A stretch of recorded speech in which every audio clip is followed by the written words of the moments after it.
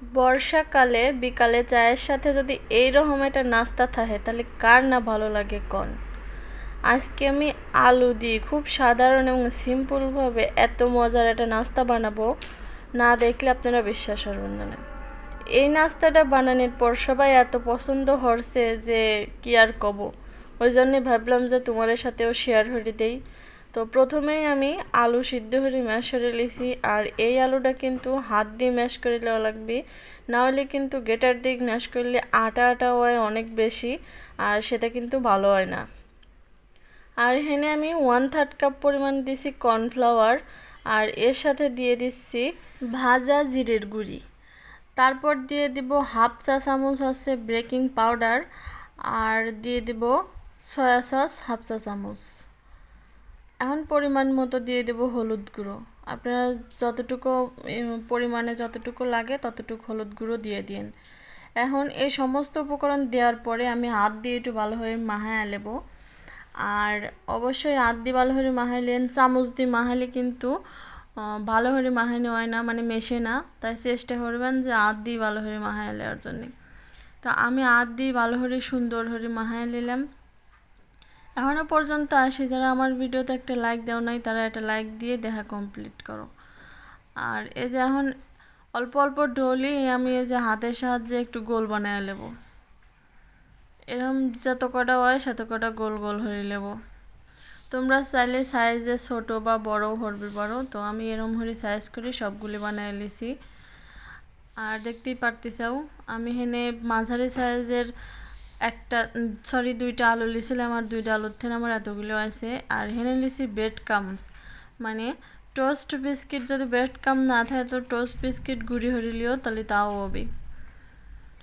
আর এখানে লিছি চিজটা আমি ছোটো ছোটো করে এইভাবে কাটি লিছি পিস পিস করে।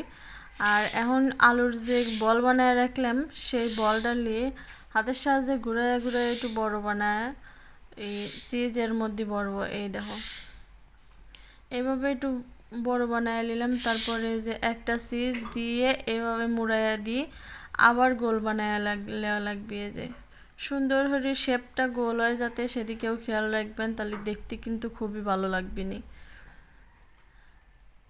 তো এখন ব্রেড ক্রামে গড়ায় নেবো। যে একটু ভালো করে চাপি চাপি দিয়েন যাতে সবগুলির সাথে ভালো করে মানে ব্রেড ক্রাম আলুর গায়ে লাগিয়ে যায় ভালো করে।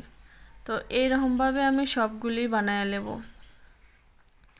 তোমার বোঝার সুবিধার্থে আমি আর একটা বানায় দেখা দিচ্ছি। একবারে কম সময় লাগে, মানে এই রেসিপিটা কিন্তু তোমরা রোজার মাসেও খাবার পারো, রোজার মাসের জন্যও স্পেশাল। রোজার মাসে ইফতারিতে এই রেসিপিটা যদি বানায় দেওয়া যায় তাহলে সবাই সেই খুশি হয়ে যাবে নি। তো আমি এরকম করে সবগুলি বানায়া তারপর ব্রেড ক্রামে গড়াইয়া নেব। আজকের এই সহজ সিম্পল রেসিপিটা তোমার কাছে কেমন লাগতেছে কমেন্ট করে কিন্তু জানাই দিও। যদি বেশি ভালো লাগে তাহলে আমার চ্যানেলটাকে সাবস্ক্রাইব করে পাশে থাকা বেল বাটনটা অন করে দিও, তাহলে পরবর্তী যখনই কোনো ভিডিও আপলোড করব নোটিফিকেশন তোমার কাছে সবার আগে পৌঁছায় যাবে। তো যাই হোক, এইভাবে আমি সবগুলি বানিয়ে নিলাম। বানানোর পরে এগুলি আমি এখন বাজবের চলে যাব। আমার কথা বিশ্বাস করে তোমরা একদিন বাড়িতে বানায় দেখো, দেখতে যতটা না বেশি লাগতেছে সুন্দর, তার চেয়ে খাতে কিন্তু বেশি স্বাদ। তোমরা একদিন বাড়িতে বানায় দেখো। তো কড়াইতে আমি তেল দিয়ে দিলাম, আর তেলটা যখন হালকা গরম হয়ে গেছে তখনই আমি একে একে এই আলুর চিজ বলগুলি এর মধ্যে ছেড়ে দেব। বেশি গরম মানে বেশি হিটে কিন্তু ভাজা যাবে না, আবার একবারেও যে লো হিটে ভাজবেন তাও ভাজেন না, কারণ একবারে লো হিটে ভাজলে তেলটা ভিতরে ঢুকে যাবে না বেশি। আর যদি হাই হিটে ভাজবে যান তাহলে কিন্তু পুড়ে যাবে না উপরের থেকে, আর ভিতরে কিছুই হবে না। সেই জন্য মাঝারি আঁচে রাহি এইভাবে আস্তে আস্তে নাড়ে চাড়ে ভাজে নেবেন।